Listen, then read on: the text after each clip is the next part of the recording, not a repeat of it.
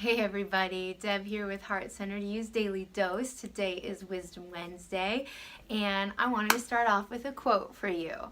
So it goes something like this. Albert Einstein said, "It's not that I am any smarter, it's that I stick with problems longer."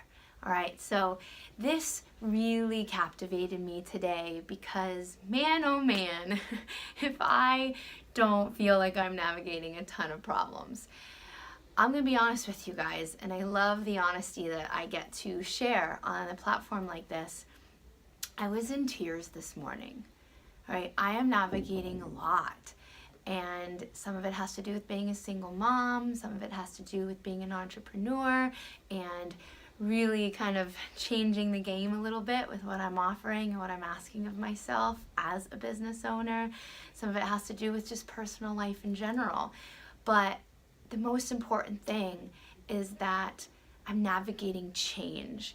And when you change and when you manifest and when you ask more of the universe and you ask more of your life, it's really uncomfortable to see that change come to fruition, and you think, why? It's what you asked for. And that's what I thought. But no, it doesn't actually work that way because, and this is where science gets into it and I get fascinated, but it really helps explain it.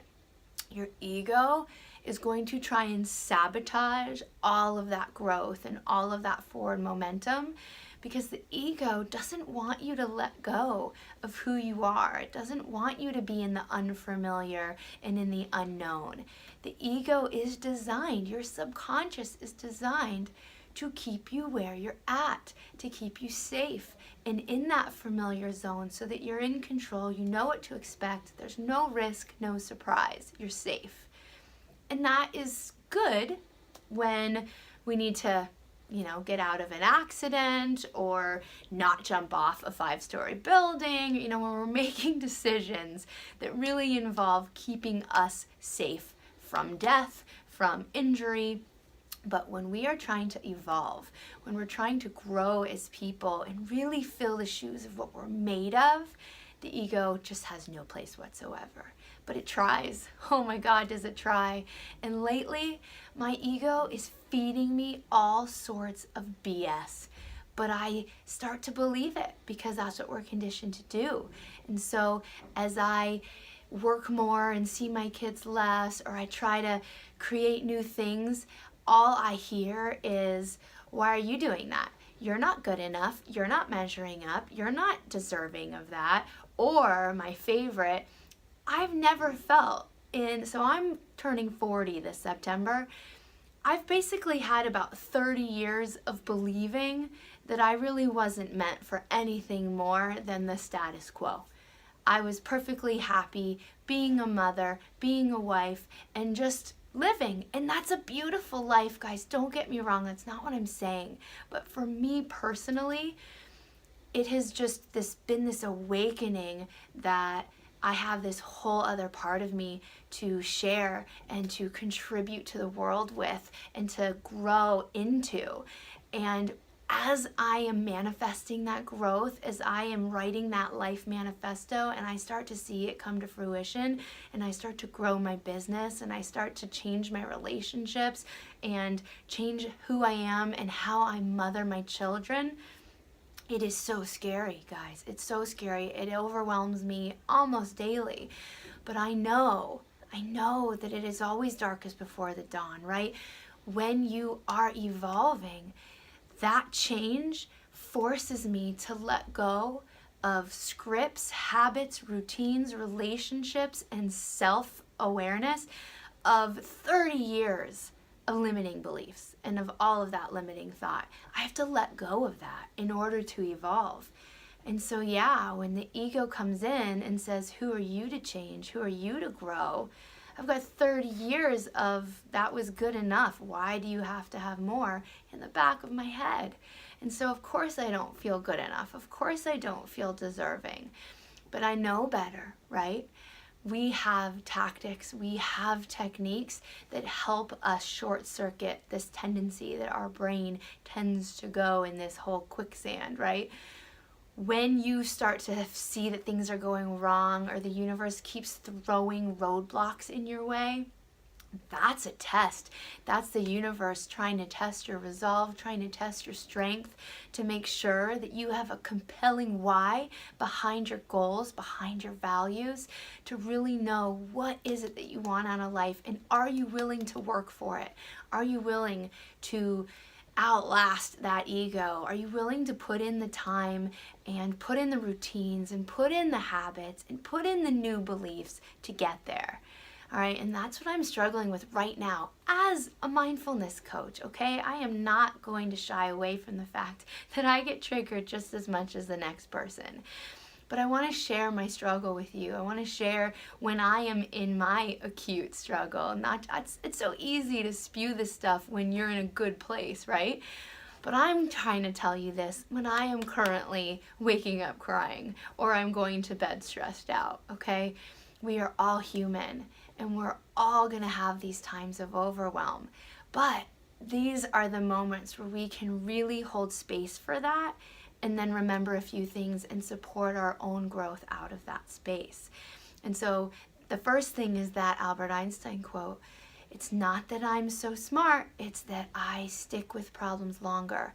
So we need to remember the temporary nature of our triggers and our fear-based thoughts, and remember that we can outlast that ego. We can stick with the problem long enough to know that it wasn't real. It wasn't the source of our self-definition. It's not defining us. Our attitude, our approach, the way we tackle things, the way we hold space for things, the grace that we take with ourselves, that is more of what defines us, and that's what's going to help override that fear. I also think it's important to know that you can let go of a lot. And even though it's scary, and even though you have to show up in new ways in response to struggle, this is what you've been asking for in asking for your goals to come true, guys, because you're not just asking for results. So when you say, I want to make a certain amount of money, or I want to buy a house, or I want a certain relationship, or I want to be successful in A, B, and C ways, you're not just asking for that specific goal. You're actually asking the universe to partner with you to create the type of person that can handle that can tackle that, and that can show up in that way. Because it's not just about what you receive by getting whatever it is you're after. It's about who you become, all right? And I get emotional talking about this because who you become is amazing, but it's really scary. It's scary to show up in new ways, especially when your belief system said that you had no business being there. But that's the real win. That's the real growth, is seeing who you become in pursuit of all the things that you're after. So I want you guys to remember that this is a process, okay? I want you to remember that this is a process and to embrace that process. Sometimes our wins of the day are not in that we achieved our goal, but that we planted a seed or that we nurtured that seed. Those are strengths. Those are wins. Having the awareness to be grateful for planting a seed or nurturing a seed, not just seeing it bloom. There are so many phases of growth and wins and strength and success and abundance. I want you guys to remember to look at all the different phases and all the different places that you can see those wins. That's what I try to do, and I'm not good at it all the time. And that's why I call the people, the tribe that I have, I call them for support. Or I journal, or I do a meditation. I have this really beautiful stone that I like to meditate with that really brings out my own confidence and my inner knowing. Use the tools you have. Remember the support system that you have, and truly embrace the process, because overwhelm and those triggers and that change of priority, change of habit, they are catalysts for growth.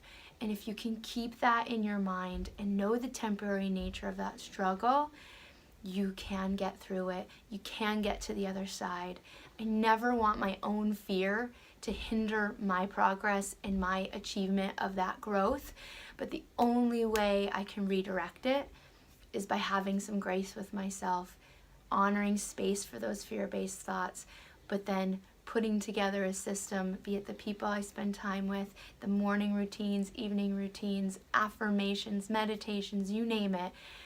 Make the time to put that in, because you're making the time to fear. You're making the time to limit yourself. You're letting the ego completely pull your focus away from the goals and the abundance and the confidence. I started to do that as I was crying this morning, talking to my boyfriend, problem solving my way out of this sticky phase that I'm in. I realized that the more I let my ego fuel that fear-based thinking and I let it nitpick at all the decisions that I've made, I'm just pulling my focus away from my goals and toward the fear. And I'm not going to do that anymore. And I wanted to share that with you. I'm a coach. I get triggered. I fall. But I get back on the horse. I remember my resources. And I find that community. And that's you. And so thank you for letting me share this with you today. I hope that when you guys go through similar situations and you're in that acute, just really quicksand feeling mentality, that you remember this post, that you watch it, and you look back and you say, I'm going to do that audit. I'm going to look and see where I can change my perspective, where I can hold space, where I can have some grace with myself, and what do I have to gain? Where is this growth? Where are the benefits? Who am I going to become as a result of getting through that process? And that is where I want you to focus all your attention, okay? You can do it. I'm with you. Namaste, everyone. I will see you next week.